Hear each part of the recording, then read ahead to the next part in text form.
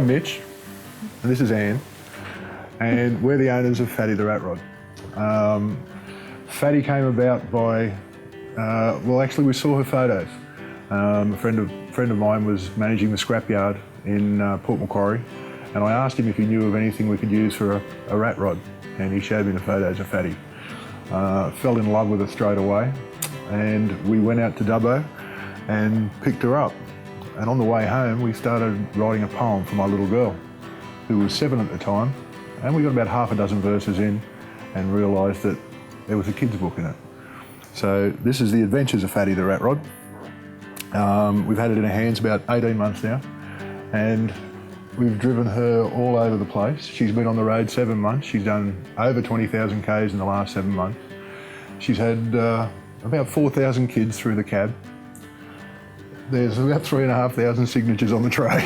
The kids just absolutely love, because they can jump in her and interact with her. We do schools and libraries and all that sort of stuff, hot rod shows of course.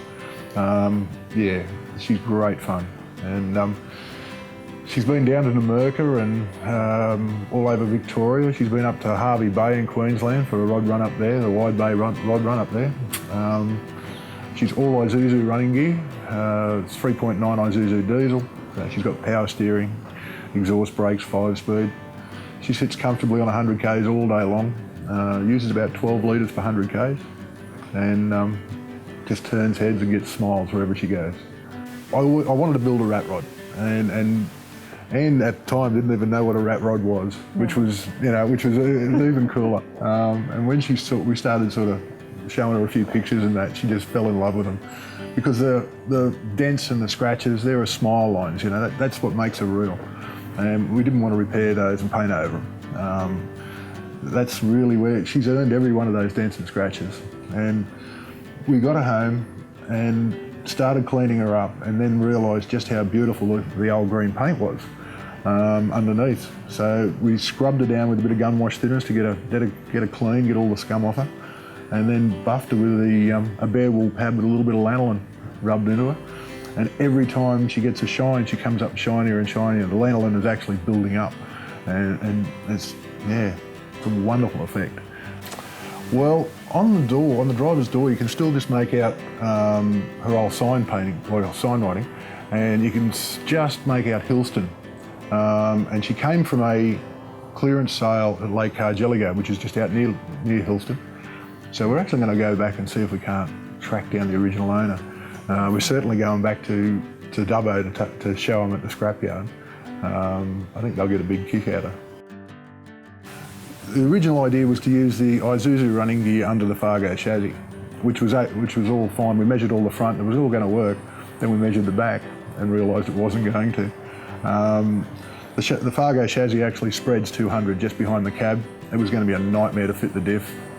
I spoke to the engineer and he said, look, go to plan B. Use the Isuzu chassis.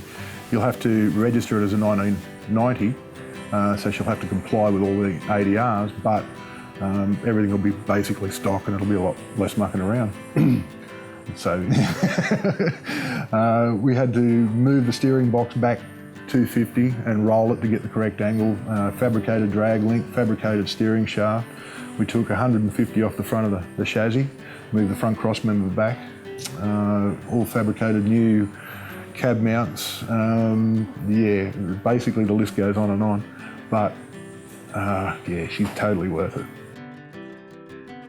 Kim, Uncle Kim Cooper, we've built over the years, over the last 32 years of being mates, we've built all manner of things, motorbikes, like custom bikes, race cars, boats, you name it. Together we've built some wonderful stuff, some crazy stuff and some wonderful stuff. And I said to him, mate, I need a hand with Fatty. And he said, I'm over working on cars and trucks, that I don't want to do it no more. And I said, look, if you don't help me, it's not going to happen. I need your help. And he sort of, ooh, okay. And the second day in, he's going, oh, how about we do it like this? We can do this. And he's completely hooked again. So we've actually just started work on his 1942 Dodge rat rod truck. He's back into it, which is wonderful. It's wonderful. And he's a fantastic fabricator. Fatty was a farm truck. built in 1951. She was sitting in the paddock thinking all her work was done. Some 40 years of toiling hard had left her tired and beat, and now her paint was fading in the rain and sun and heat. The grass grew tall around her, her left guard all pushed in, and though her nose was dented, she'd kept a cheeky grin. The farmer didn't need her now because she was too old. He'd gone and bought a brand new truck, which was big and loud and bold. The new truck laughed at Fatty. He said, "Your work is done, and it's time for you to stand aside, for now I'm number one." She knew this was her only chance to tell him a thing or two, for she had been the number one when she'd arrived brand new. Up before the sun each day, not home till after dark, with pigs or cows or fencing gear, she'd really left her mark. Fatty'd never missed a beat, and she'd never missed a day. There was a time she'd swum the creek to take the cows their hay.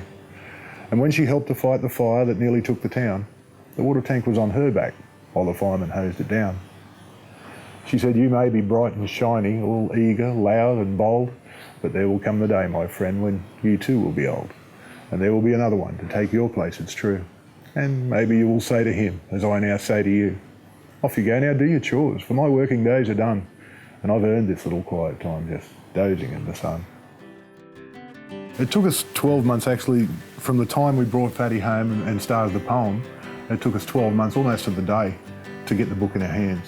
And yeah, we just sort of decided to go with it, and we're so glad we did.